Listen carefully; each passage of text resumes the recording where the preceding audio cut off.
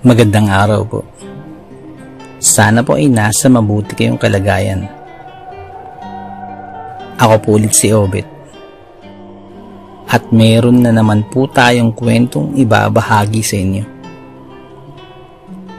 Ito po ay nangyari sa totoong buhay. Ang kwentong ito ay naganap sa Leyte. Ito po ang kwento. Dito sa lugar namin, ang pangunahing pamumuhay ng mga tao ay pagsasaka at pagtatanim. Dahil malayo kami sa dagat. At ang pangunahin naming tanim ay mga niyog. At pangungopra ang pangunahing pinagkukunan namin ng ikabubuhay. At ang taniman namin ng niyog, medyo malayo din. Mga 2 kilometro ang layo nito sa amin. Nilalakad namin yun araw-araw para magbantay ng mga tanim. Pero hindi kami nagpapaabot ng dilim doon dahil mahigpit kaming pinagbilinan nila lola.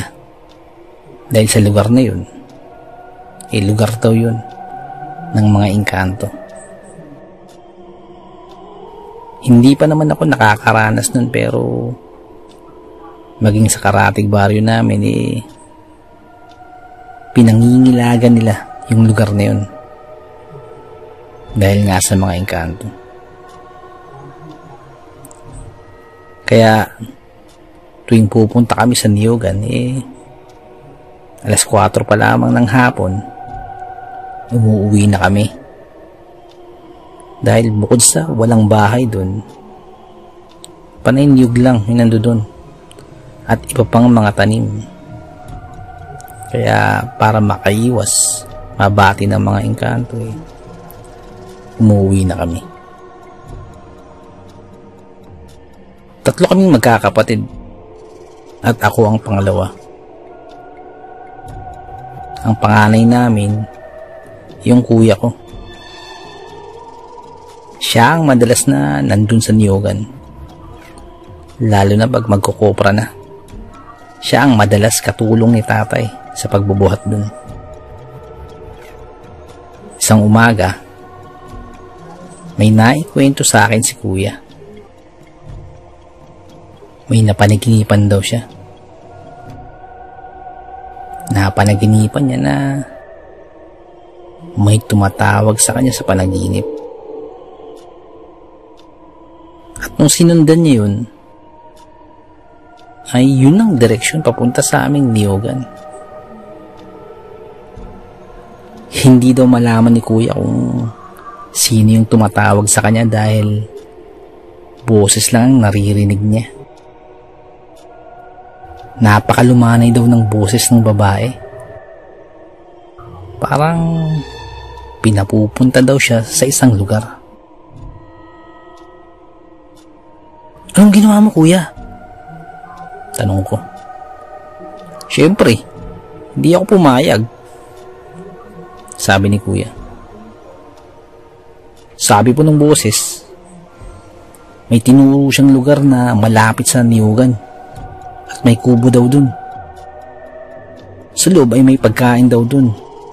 Ngunit huwag ka daw kainin yung mga kulay itim dahil hindi daw ako makakabalik, sabi pa ni kuya.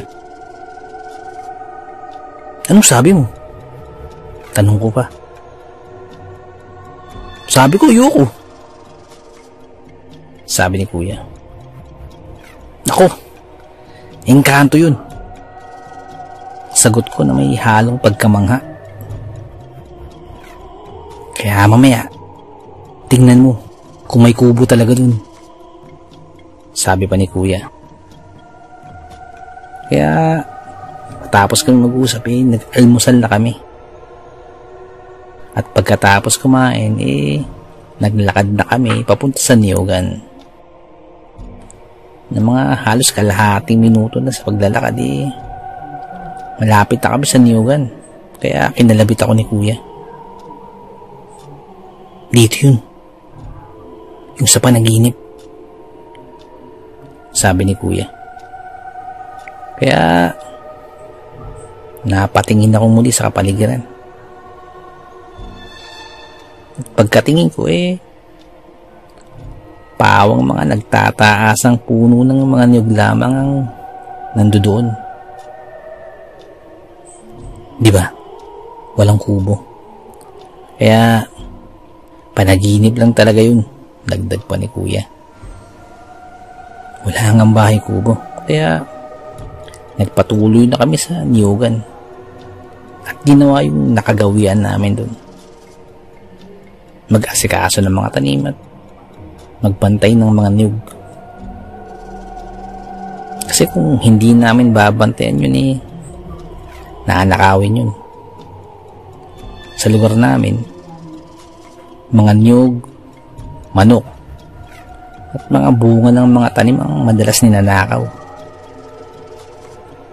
Kaya kailangan namin magbantay dun.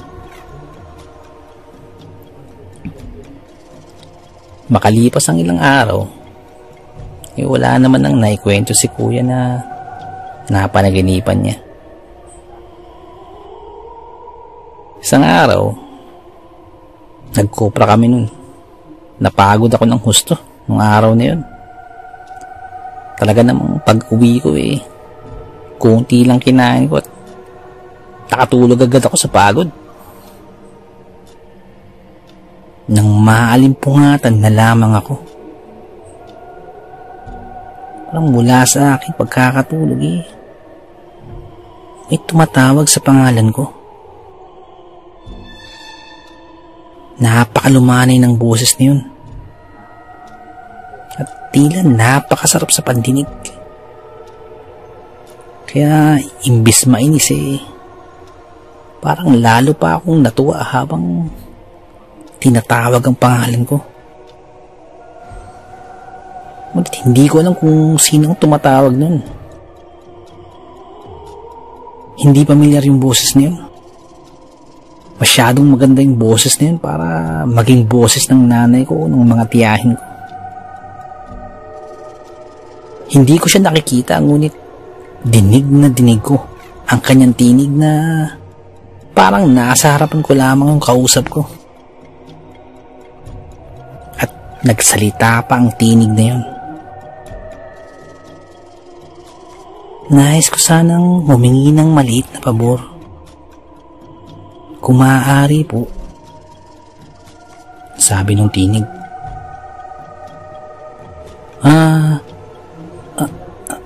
Ano po ba yun? Sabi ko. May kasama kasi kaming nagdadalang tao. At nais ko sanang humingi ng tulong sa iyo tungkol dun. Sabi pa ng boses.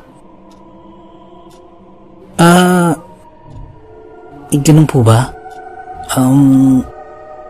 Hindi naman po kasi ako nagpapaanak at hindi po ako marunong sa mga ganung bagay. Sagot ko. Huwag kang mag-alala. Huwag kang mag-alala sa mga bagay na yun. Kailangan ko lang ang tulong mo. Sabi pa ng boses. Sige po. Paano ko po ba kayo matutulungan? Sagot ko. Sundan mo lamang ang aking sasabihin. Pumunta ka sa niyugan at pag malapit ka na dun, ay tumingin ka sa iyong kaliwa at sundan mo lamang iyong daan na yon at may makikita kang kubo. Sabi pa ng boses. Maliit lamang ang kubo na yun. At may kurtina sa pintuan nito. Hawiin mo yun at makikita mo ang loob ng kabahayan. Dagdag pa ng boses. Sa puntong yun, nagsalita ulit ako. Gusto ko po kayong matulungan, ngunit Gusto ko lamang din pong makasiguro na makakabalik po ako sa aming bahay. Sabi ko. Makakabalik ka sa iyong bahay pagkatapos ng lahat ng ito. Sagot ng boses. Pagkapasok mo sa kabayan, ay may makikita kang mga nakahatag na iba't ibang mga pagkain. Pwede mo yung kainin, ngunit sa bandang dulo, ay may mga pagkain na kulay itim. Huwag mo lamang iyon kakainin kung nais mong makabalik sa inyo. Sabi pa ng boses. Pagpasok mo sa bahay, ay dumiretso ka lamang at makakakita ka ng pasilyo sa iyong gawing kaliwa.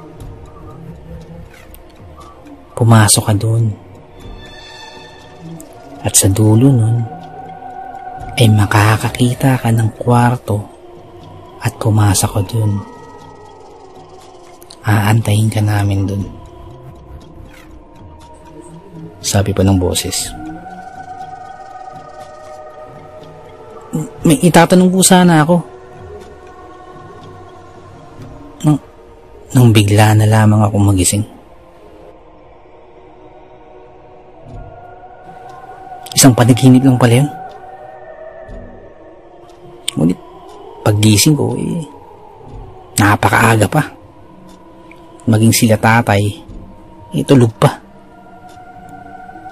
Ngunit napakasariwa pa ng napanaginipan ko na yun. Sariwang-sariwa pa sa isipan ko. Totoo kaya yun? Sa isip-isip ko. Pero malamang, parang kagaya lang kay kuya to. Ngunit dahil likas akong mausisa, naisipan kong lumabas ng bahay. Hindi naman ako nakakaramdam ng kakaiba o ano pa man. At dahil maaga pa naman nun naisipan ko pumunta dun. Pero dun din naman kami pupunta sa Niyugat, kaya naisipan kong mauna nang pumunta dun at tingnan nga kung totoo yung napanaginipan ko. Parang nangibabaw lang ang aking pagiging mausisa ng mga oras na yun. Kaya naglakad ako papunta dun sa Niyugan. Pasikat ng araw ng mga oras na yun. Kaya nung malapit na ako sa Niyugan, humarap ako sa aking kaliwa. Kagaya nung napanaginipan ko. Pagharap ko sa kaliwa, tinahak ko na yung direksyon na yun. Makalipas ang halos 10 minutong paglalakad, puro nagtataasang niyog lang ang aking natatanaw. Kaya isip ko, kagaya nga lang talaga kay kuya.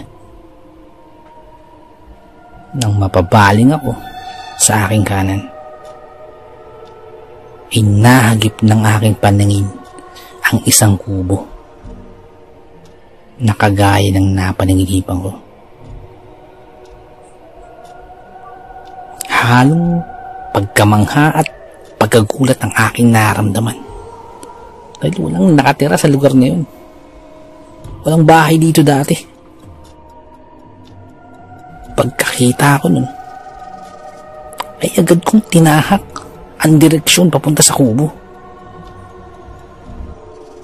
Pagkatating ko sa harapan ng kubo, aking napagmasdang maigi na ang pintuan nito ay natatakpan ng kortina. Yung kortina niya ay akmang-akma sa aking napanaginipan. Habang pinagmamasdan ng aking kapaligiran, dahan-dahan kong nilapitan ang pinto ng kubo. Nang malapit na ako sa pintuan ng kubo, ay pinipilit kong maaninagan kung ano yung nasa loob ng kubo. Dahil nahaharangan nga ito ng kortina, ngunit manipis lang yung kortina na to. Kaya pilit kong inaaninagan kung ano ba yung nasa loob ng kubo.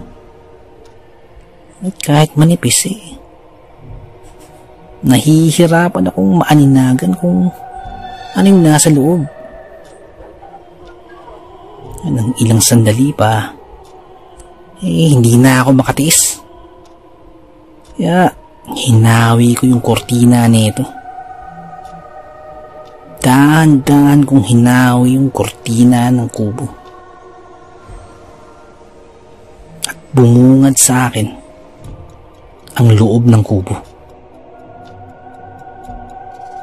Isa itong napakalaking bahay na malayong malayo sa kubo na itsura nito sa labas. Kaya nagulat ako at namangha sa akin nakita. May mga naglalakihan pang ilaw sa taas na malakristal. Yung tipong pag nasinagan naglilika ng iba't ibang kinang. Napakagandang tanawin. Ngayon lamang ako nakakita ng ganitong tanawin. Nagkaganda ang mga muebles at mga upuan na likha sa iba't ibang klase ng kumikinang na bato na pinagsama-sama at napaka-eleganteng tingnan. Yung lugar na yun parang tong tirahan ng mga hari at reyna na sa libro mo lamang mababasa. At sa kanang bahagi ng bahay na yun ay isang napakahabang lamesa na ang pagkakagawa ay kasing elegante din ng mga nauna kong nakitang mga mebles at iba pang kagamitan dun. At sa ibabaw ng mahabang mesa na yun ay mga pagkain. Iba't ibang klaseng pagkain ang nakahain. Mga prutas, iba't ibang uri ng mga prutas, mga tinapay, iba't ibang uri at laki at hugis ng tinapay ang nakahain doon. Iba't ibang klaseng karne, mga isda, at iba pang mga pagkain na talaga namang magpapagutom sa kahit kanino. Habang naglalakad talaga namang napapalok na lamang ako sa aking mga nakikitang pagkain. Ngunit nung napadako ang aking paningin sa dulong bahagi ng lamesa na yun may mga pagkain din doon, ngunit itim ang kulay nito. Kaya naalala ko na naman ang aking napanaginipan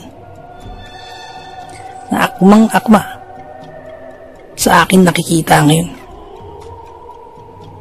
Kaya muli kong naisip na wag na kumain at gawin lamang ang dapat kong gawin dun. Kaya habang naglalakad, yun ang aking iniisip. Dahil kahit anong mangyari, kailangan kong makabalik sa amin. Ngunit habang naglalakad, ay aking napagtanto na simula nang pumasok ako dun sa bahay niyon, ay wala pa akong nakikitang ibang tao dun maliban sa akin.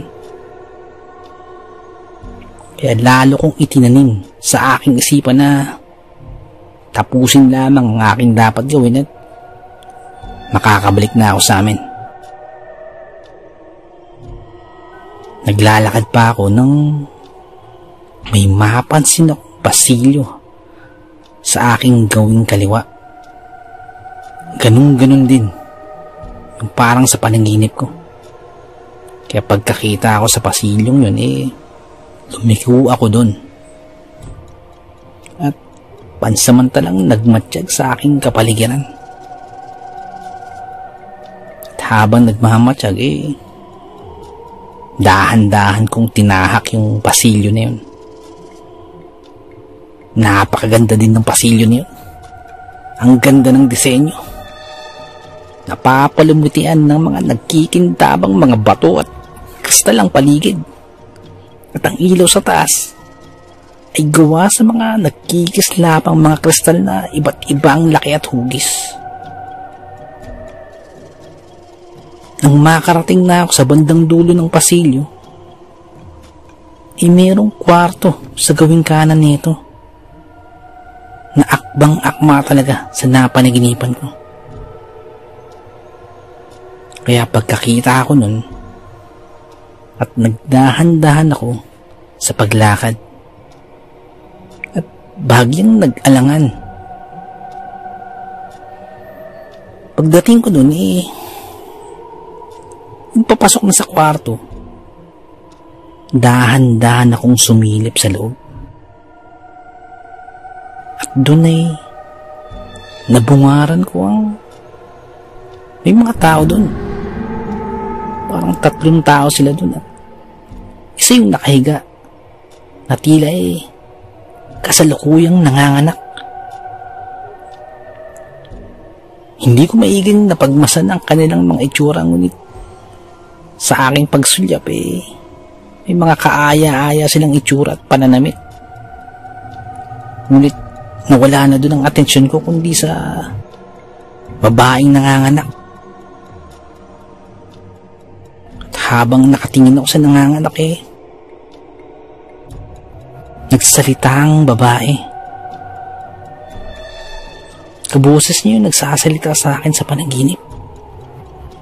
Salamat sa pagpapaunlak at sa tulong mo para makapanganak ang aking kapatid, sabi ng babae.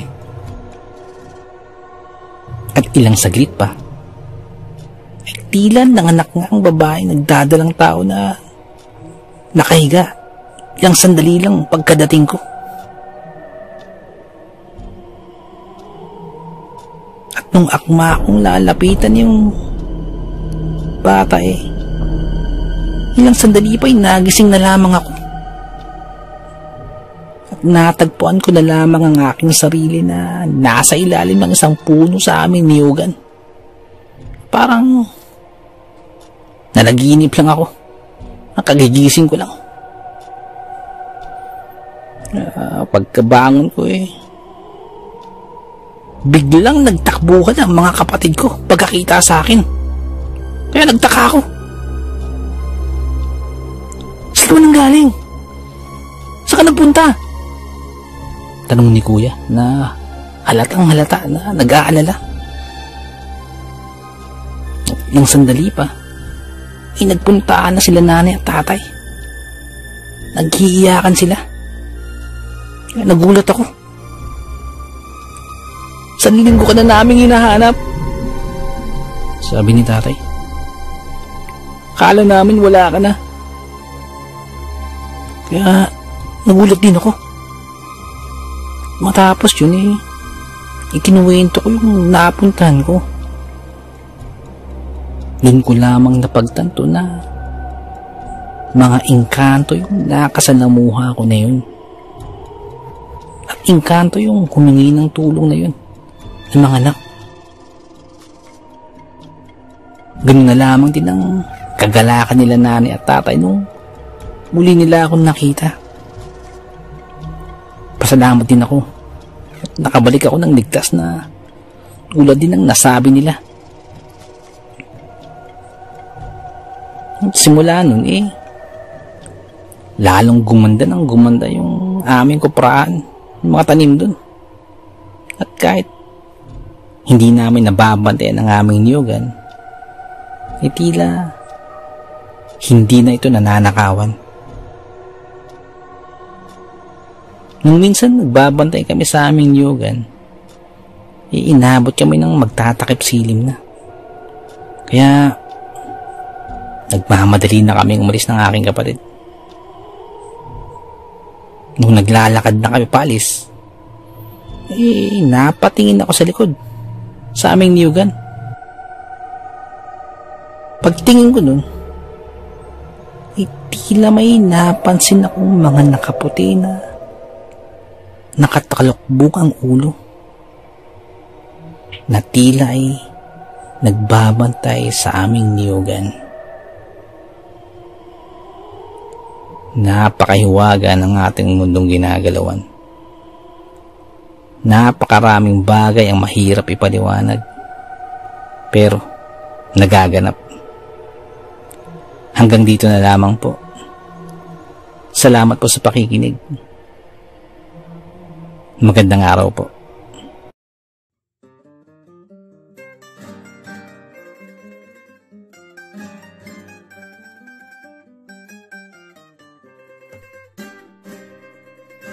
Nais ko lamang pong magpasalamat sa lahat po ng sumusuporta sa ating channel, sa lahat po ng ating mga subscribers, sa lahat po ng ating mga listeners, mga silent listeners po, mga OFW listeners mula po sa iba't ibang panig ng mundo. Maraming salamat po sa pagsuporta po sa ating channel. At sa mga nagpadala po ng kwento, maraming salamat po. Ganun din po sa mga writers po natin na tumutulong sa ating channel, maraming salamat po. At kung hindi po kalabisan, baka pwede pong please don't skip ads po. Napakalaking bagay po sa atin, napakalaking tulong po sa ating channel. At paki-like na rin po ang ating mga videos para po dagdag po sa algorithm po sa ating channel para lalo po nating mapalaganap ang ating channel. Maraming salamat. Kumari din po, pwede pong paki-share po. Maraming salamat po. Nais lamang po nating i-shoutout si Ma'am Rosalie Sardido, ang paraluman at ang nililiyag ni Boss James Clian. Shoutout po sa inyo at maraming salamat po sa pakikinig. Shoutout po. Nais ko lamang pong i-shoutout ang isa sa ating magiting na tagapakinig, si Chloe Flores. Shoutout sa iyo. Kamusta ka dyan? At sana'y nasa mabuti kang kalagayan. Shoutout sa iyo. At maraming salamat sa iyong pakikinig. Regards na rin sa iyong parents. Shoutout sa iyo.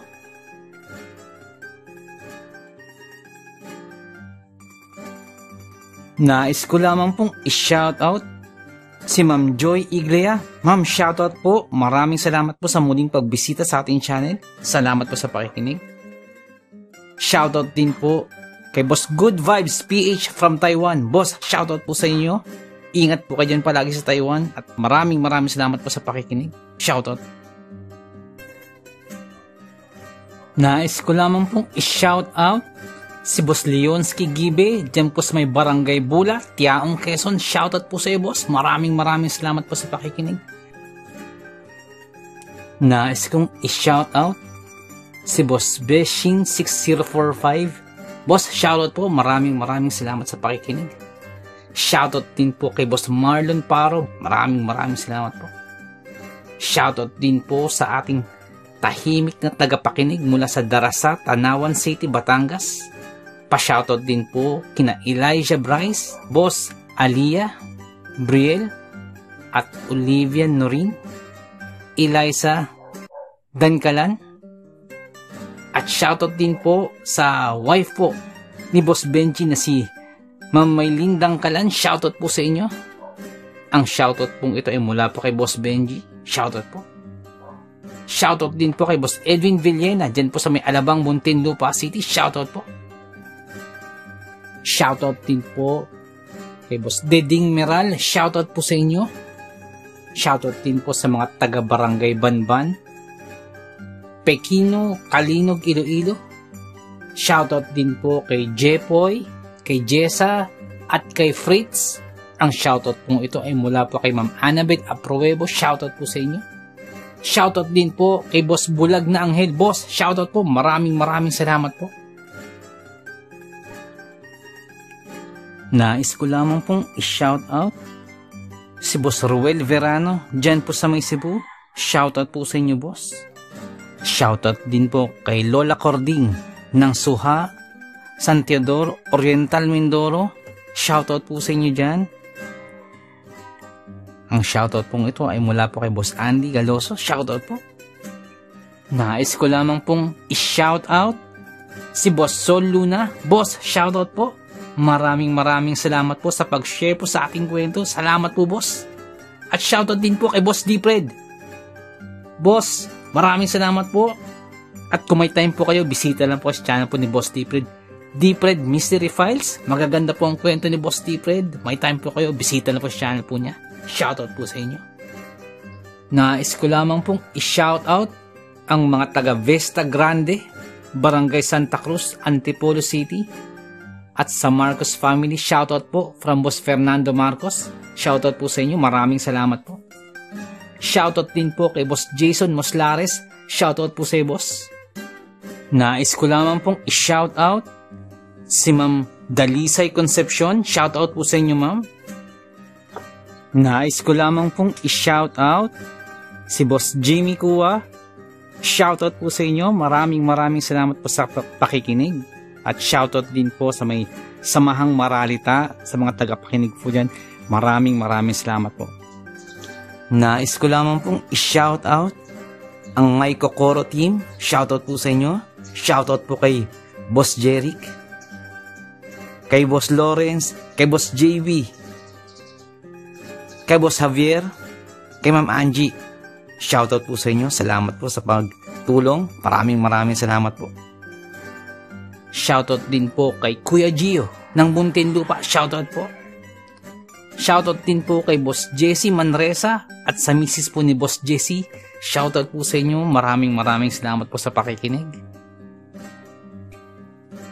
Nais ko lamang pong i-shoutout si Boss Malvin Esguera at si Boss Ronaldo Esguera. Shoutout po sa inyo.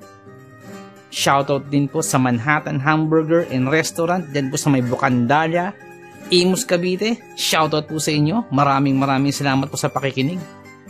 Shoutout din po kay Marlon Perez, kay Tito Boy. Salamat po sa pakikinig. Shoutout po sa inyo dyan. Shoutout din po kay Ma'am Elizabeth Arnaiz. Shoutout po sa inyo, ma'am. Nais ko lamang pong i-shoutout si Boss Marlon Paro. Boss, shoutout po. Shoutout din po kay Boss Malvin Esguera. Boss, shoutout po sa inyo. Nais ko lamang pong i-shoutout si Boss Bulag na Anghel. Boss, shoutout po sa iyo. Salamat po sa pakikinig. Shoutout din po kay Boss Benji Cayetano. Boss, shoutout po. Shoutout din po kay Ma'am Annie Viloria. Shoutout po sa inyo. Kay Ma'am Annabel Apruebo. Shoutout po. Kay Boss Baby Langka. Shoutout po sa inyo.